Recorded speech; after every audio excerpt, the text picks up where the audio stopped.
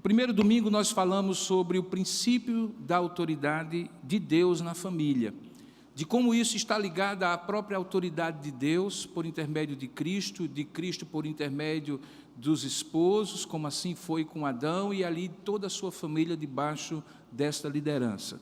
A cada domingo temos falado pela manhã de um princípio, e à tarde, no culto às 17 horas, e à noite, no culto às 19 horas, de histórias sobre esse princípio. Foi assim no primeiro, no princípio da autoridade, foi assim no segundo domingo, domingo passado, quando falamos sobre o princípio da formação do caráter, de como a família é o lugar em que o caráter é formado, mas não apenas o caráter dos filhos, mas também o caráter do esposo, da esposa, o caráter do casal, porque na convivência ali é que o melhor de nós e também o pior de nós sobressai e é tratado nas relações familiares. E hoje nós iremos falar sobre o princípio da convivência no lar, a formação de vínculos, de relacionamentos, de como na família encontros e desencontros acontecem. E Deus tem um princípio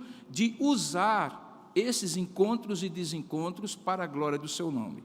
Eu gostaria de convidá-lo a abrir a palavra de Deus para você compreender que esses encontros e desencontros que constituem a convivência na família estão, de alguma forma, regulamentados, digamos assim, na palavra de Deus, conforme o apóstolo Paulo nos ensina na sua carta aos Efésios. Abra sua Bíblia, por gentileza, portanto, em Efésios capítulo 4, a partir do verso de número, capítulo 5, a partir do verso de número 1. Como os irmãos sabem, a carta que Paulo escreveu aos Efésios é provavelmente a carta mais profunda do apóstolo, porque decorre de um tempo de convivência ainda mais extenso que ele havia tido com aquela igreja. A igreja em Éfeso recebeu a presença do apóstolo Paulo por mais de 2 anos de permanência. Ele ensinou, você pode perceber isso em Atos capítulo 20, quando ele se despede dos presbíteros daquela igreja, e ele descreve o seu tempo de presença e de permanência com eles como um tempo de desgaste da sua vida, mas de investimento na vida deles. Ele diz que pregou todo o conselho de Deus, ensinou de casa em casa, expôs o evangelho e doutrinou aquela igreja. A profundidade da carta, que é escrita depois desse período, decorre do tempo em que aquele apóstolo dedicou àquela igreja, da base que ela já tinha e, portanto, da profundidade que ele poderia ir além quando escreve aos Efésios. Porém, muitos pensam que Efésios é uma carta exclusivamente doutrinária, que fala da teologia, da doutrina cristã. De fato ela é, mas em determinado momento, particularmente a partir do capítulo 4, ela começa a descer a detalhes práticos, relacionados à ética, à prática daquilo que eles tinham aprendido até então. Isso acontece quando ele começa no capítulo 4 a falar da unidade da fé, do serviço dos crentes, da santidade dos crentes diante deste mundo que os desagrega, e chega então no capítulo 5, quando ele vai falar de relacionamentos. O capítulo 5 aos Efésios é, portanto, um capítulo prático em que o apóstolo vai pegar toda aquela base doutrinária e teológica e aplicar a cada situação concreta. E ele começa dizendo assim: sede, pois, Efésios 5, verso 1, imitadores de Deus como filhos amados, e andai em amor, como também Cristo nos amou e se entregou a si mesmo por nós, como oferta e sacrifício a Deus em aroma suave. Vamos ler juntos? Sede, pois, imitadores de Deus, como filhos amados, e andai em amor, como também Cristo nos amou e se entregou a si mesmo por nós, como oferta e sacrifício a Deus em aroma suave. Vamos orar por um instante. Ó Deus amado e querido Pai, ilumina a nossa mente e o nosso coração, na medida em que a Tua palavra será exposta para o Teu povo nesta manhã. Que o Senhor, ó Deus, tire de nós toda, ó Deus, dificuldade de compreensão com a limitação da nossa racionalidade e nos permita, Pai, ouvir a Tua voz. E ouvir a Tua voz por intermédio da nossa mente, do nosso espírito, do nosso coração, através da Tua palavra que será ministrada. Que ela nos oriente acerca do princípio da convivência em família, que nos permite crescer na graça e no conhecimento do Senhor Jesus. É assim que nós te oramos e te agradecemos, em nome de Jesus. Amém. Como você pode observar, esse versículo 1 e 2 de Efésios 5, ele tem uma conectividade com aquilo que Paulo tinha pregado ou tinha ensinado no capítulo anterior. E isso fica claro por essa conjunção pois. É, portanto, algo que Paulo, baseado naquilo que havia ensinado, deseja que seja aplicado. Daí o verbo está no imperativo, sede. Então, diante daquilo que eu ensinei a vocês, sejam de acordo com aquilo que foi ensinado. E ele particularmente fala de 3 aspectos que o seu ensino anterior acaba por modelar e colocar em prática, ou ter a condição de colocar em prática para a igreja, a partir dessa seção da carta. Veja, ele fala primeiramente numa conformidade, numa modelagem de Deus na vida dele e de Deus na vida daqueles efésios. Ele diz assim: sede, pois, imitadores de Deus como filhos amados. A ideia de Paulo é que, sendo filhos, filhos imitam seus pais e, portanto, os filhos de Deus devem ter as virtudes, as características, as qualidades, as disposições íntimas do coração decorrentes do caráter de Deus em suas vidas. Seja pela ordem da criação, quando nós somos feitos à imagem de Deus, seja pela ordem da redenção, quando nós somos recriados em Cristo. Seja porque nós somos filhos de Deus em Cristo, seja porque nós já éramos criaturas de Deus, nós fomos criados e recriados, criados e renovados na criação através de um novo nascimento, para espelhar, para refletir, ou como diz o texto aqui, para imitar aquilo que Deus é. A palavra que é usada aqui no grego é a palavra que decorre do verbo mimetou, que nós conhecemos da biologia, um fenômeno chamado mimetismo, que é a maneira como certas espécies vivas tomam a forma ou a aparência do ambiente em que eles estão. Nós conhecemos da nossa própria região a figura do camaleão como aquele que se adequa ao ambiente, sendo de uma cor, quando a cor é mais viva, sendo de uma cor mais opaca, quando o ambiente dele é mais opaco. Obviamente que aquilo é uma estratégia de sobrevivência, que Paulo, usando o mesmo termo aqui, acaba direcionando para nós aquilo que deve ser a nossa atitude. A nossa atitude é imitar aquele no qual, dentro do ecossistema espiritual, nós estamos inseridos. Em Cristo nós somos nova criatura. Em Cristo devemos viver como nova criatura. E isso ele coloca, queridos, dentro de uma relação que nós já tratamos aqui, quando falamos do princípio da autoridade, que é a relação da família. Olhe que ele usa aqui um termo, como filhos amados. A ideia de Deus ser pai, de existir uma outra pessoa em Deus, chamada filho, nos dá, e nós aprendemos isso no princípio da autoridade, a ideia de que quando Deus criou a família, Ele estava refletindo os relacionamentos pessoais das 3 pessoas da Trindade em Deus. Assim como o Pai ama o Filho, assim como o Pai divino ama o Filho divino, assim deve ser na família. Portanto, quando Deus cria a família, Ele cria para expressar na terra aquilo que Ele vive desde toda a eternidade como Deus. E novamente aqui, quando ele fala sobre esse processo de modelagem, de discipulado, de imitação de filhos de Deus para com Deus, ele usa a expressão de filhos, como filhos imitam a pais.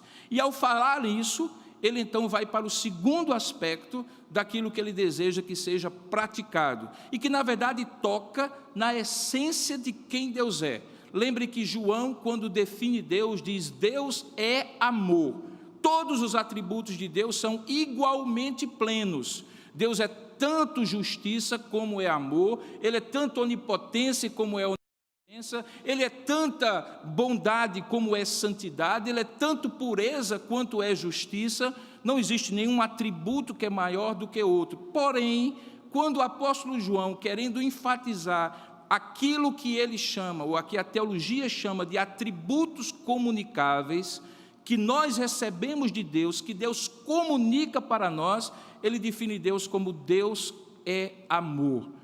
E não por coincidência, aqui ele diz então que a motivação para andar imitando Deus, como filhos que nós somos dele como nosso Pai, é que devemos andar em amor. A preposição que é usada aqui é a preposição en, em grego, que significa pelo menos 3 aspectos, que pode ser em amor, no sentido de ser o local, o locus, o ambiente que deve fruir a relação, deve ser em amor, mas também pode ser diá, ou por meio do amor, ou seja, todas as ações manifestando o amor de Deus de maneira transversal. E talvez seja esta forma que Paulo tinha em mente quando falou assim: andai por meio do amor, ou que o amor ande por meio das relações de vocês. Daí nós chegamos a esse segundo aspecto, que quando Deus quer estabelecer por intermédio do apóstolo Paulo essa relação, ele quer estabelecer que essa imitação seja não apenas uma imitação de Deus naquilo que Ele é, nas relações dEle, mas seja por intermédio da manifestação da essência dEle. Ou seja, cada relacionamento na família, seja de marido e mulher, seja de pai e filho, seja entre irmãos, deve ser vivido por intermédio do amor. E é aí que a coisa pega. Porque sendo nós falhos e imperfeitos como somos, nós temos tanto potencial de amar como de odiar, de construir como de desconstruir. Família, portanto, se encontra naquela condição de ser um lugar de encontro e de desencontro. Na família, nós podemos experimentar o amor mais profundo e a mágoa também mais profunda. Eu costumo dizer que nós temos mágoa de quem nós amamos, porque de quem nós não amamos, nós temos raiva, porque não esperamos nada, não temos sequer expectativa, não temos nenhuma esperança que aquela relação me abençoe ou nos abençoe. Mas quando nós amamos a esposa, ou quando as irmãs amam seus esposos, quando nós amamos filhos e somos amados por filhos, toda uma expectativa na nossa mente, no nosso coração, se estabelece. Que aquele relacionamento seja ideal, que a esposa seja ideal, que o esposo seja ideal, que os filhos sejam tudo aquilo que nós esperamos e investimos neles.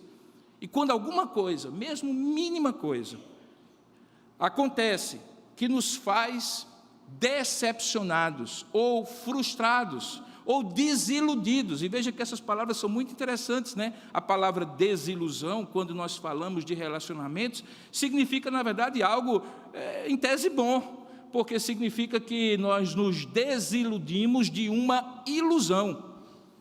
E essa idealização que temos, quando casamos, quando geramos os nossos filhos, de que aquele relacionamento vai ser sempre em amor, acaba se frustrando.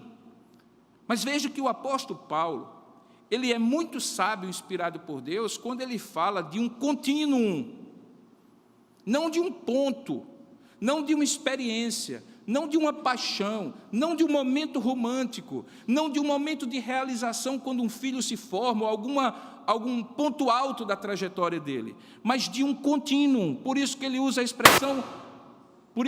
expressão andai em amor.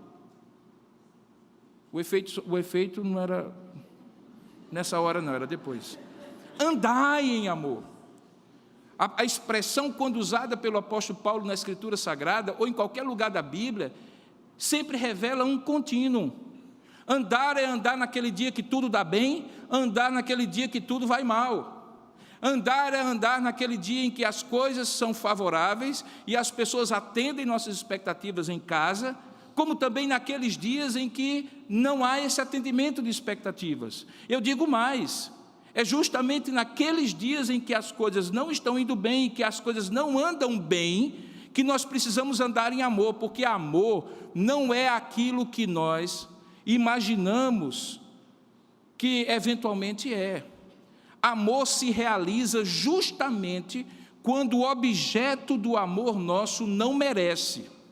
Eu sei que parece estranho, porque normalmente nós queremos ser amados.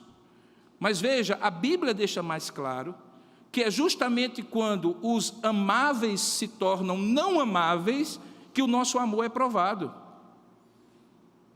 E isso não vem de nós, vem de Deus, porque Deus amou o mundo de tal maneira que deu o seu Filho. E Paulo fala assim, que Deus prova o seu amor para conosco pelo fato de ter nos amado quando nós não éramos amáveis, quando nós ainda éramos pecadores. O amor na família se prova quando o marido não merece, quando a mulher não merece, quando o filho não merece, quando o pai não merece, quando a mãe não merece. Porque quando se merece, a gente gosta. Mas o mandamento não é gostai uns dos outros. O mandamento não é simpatizai uns com os outros. O mandamento é superar a emoção natural de, uma vez agradado da maneira do outro, gostar dele. Mas isso qualquer pessoa faz. Porque quem é que não gosta de uma comidinha quente, um cheiro no cangote, e um momento de alegria com o outro? Isso todo mundo gosta. Fazendo uma comparação, é quando Jesus nos diz que vós ouvistes o que vos tenho dito, ou o que a lei vos disse, amai aos vossos irmãos, ou ao vosso próximo. Eu, porém, vos digo, amai até os vossos inimigos. E aí não tem como, o pastor, depois de um tempo, acaba repetindo as histórias, e você vai ouvir aquela famosa daquele gabinete que o pastor recebeu a irmã, e a irmã disse, pastor, eu não aguento mais meu marido. Depois de tantos anos eu não aguento mais. Eu disse, mas minha irmã, é seu esposo há tanto tempo, ame seu esposo. Mas eu não aguento amá-lo mais como esposo. Eu digo, então ame pelo menos como seu irmão em Cristo. E ele disse, mas nem como irmão eu aguento. Então ame esse desgraçado como seu inimigo, porque pelo menos isso a Bíblia diz que você deve. Amai os vossos inimigos. Eu não chegaria a tanto, pelo menos não tão facilmente, mas já tive vontade de dizer a alguns que a coisa era tão assim. Eu disse, mas minha irmã, é para isso que Deus os uniu, é para isso que nós fomos unidos. Perceba, portanto, que o segundo aspecto é andar em amor, e o modelo é como também, veja aí no verso 2, como também Cristo nos amou. E aí olha, e se entregou a si mesmo por nós, como oferta e sacrifício a Deus em aroma suave. É essa ideia de amor sacrificial que vai então ser desenvolvida por Paulo a partir do verso 21 desse mesmo capítulo. Preste bem atenção, ele estava falando sobre relacionamentos. Ele fala então deste andar em amor, deste processo de imitar Deus nesse amor, e aí no versículo 21, ele vai descer para as relações familiares, que se houvesse tempo, obviamente, eu iria detalhar todas elas, mas eu vou basicamente ler para você entender. Porque é amor de Deus, porque é amor sacrificial, porque é amor que oferece, porque é amor que se entrega como aroma suave, como uma oferta que a gente oferece a Deus. Ele diz assim, verso 21, sujeitando-vos uns aos outros no temor de Cristo. E aí ele começa a detalhar para cada categoria. As mulheres sejam submissas a seu próprio marido como ao Senhor, porque o marido é o cabeça da mulher, princípio da autoridade, como também Cristo é o cabeça da igreja, sendo este mesmo salvador do corpo. E aí ele faz o modelo, olha, isso vem da ordem de Deus. Como, porém, a igreja está sujeita a Cristo, assim também as mulheres, o que é que diz? Sejam em tudo submissas ao seu marido. E para que as irmãs não se sintam constrangidas achando que a tarefa é muito grande, na verdade a tarefa é muito grande da parte dos maridos, muito maior, porque olha só o que é pedido deles, ou ordenado a eles. Maridos, amai vossas mulheres, ou a vossa mulher, como também Cristo amou a igreja, e a si mesmo se entregou por ela, para santificar, tendo-a purificado por meio da lavagem da água pela palavra, para apresentar a ela, a si mesmo, como igreja gloriosa, sem mácula, nem ruga, nem coisa semelhante, porém santa e sem defeito. Assim também os maridos devem amar a sua mulher como ao próprio corpo. Quem ama a esposa, a si mesmo se ama. E aí ele acaba detalhando mais. E quando chega no capítulo 6, verso 1, ele desce as relações parentais. E diz, filhos, obedecei, verso 1 do capítulo 6, a vossos pais no Senhor, pois isso é justo. E diz, no versículo 4, pode projetar, capítulo 6, verso 1. E vós, pais, agora o verso 4, não provoqueis vossos filhos a ira, mas criai-os na disciplina e na admoestação do Senhor. Estas relações interpessoais, que produzem convivência e comunhão no meio da igreja, são literalmente um princípio de Deus. Aquele princípio que diz que um ferro se afia com outro ferro, que é na convivência que o nosso caráter não apenas é formado, mas que o nosso caráter é lapidado, que as nossas preferências começam a ser enquadradas, não num propósito egoísta. Quem casa não pode ser egoísta. Quem tem filhos não pode ser egoísta. Quem casa e constitui família, entra num outro paradigma, o paradigma de Cristo. E o paradigma de Cristo não é o paradigma do egoísmo, onde eu mais do que todos, e algumas vezes até onde somente eu. Daí o texto que você tem no Enfoco, quando o eu se encontra com nós. Quem trabalha, quem vive, quem convive em família, na relação conjugal ou na relação parental, entra no paradigma, no padrão do altruísmo, que o outro é a quem nós devemos amar, que o outro é a quem nós devemos servir, que o outro é a quem nós devemos agradar. E veja que maravilha, isso destrói completamente, irmãos, essa natureza nossa, humana, pecaminosa, que faz com que o mundo pareça ter que girar ao nosso redor, que as pessoas têm que me fazer felizes, que as pessoas têm que atender às minhas necessidades. Essa visão consumista, utilitarista dos relacionamentos que hoje é tão comum, que as pessoas descartam as outras, porque é mais fácil descartar as outras do que ter que andar a segunda milha ou comer o saco de sal juntas. Não é bíblica. Biblicamente falando, eu não penso em mim primeiro. Eu amo o outro na família como minha prioridade. E quando isso acontece, aquilo que eu não preciso me preocupar por mim mesmo, minha esposa se preocupa por mim, porque eu me preocupo por ela.